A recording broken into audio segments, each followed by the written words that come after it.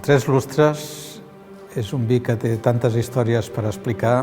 Comença immediatament després de la Segona Guerra Mundial, quan la tercera generació dels Gramona descobreix que aquells estocs d'ampolles que no s'han pogut vendre després d'una guerra civil i d'una guerra mundial contenen vins de 7, 8, 10 anys de criança, i va ser aleshores quan van decidir que aquells vins excel·lents que per accident s'havien estancat eren meravellosos, independentment de que no estiguessin fets amb raïms com la Chardonnay i la Pinot Noir. Eren vins de Xarel·lo, que donaven una elegància, una complexitat i encara una frescor inconcebibles fins aleshores.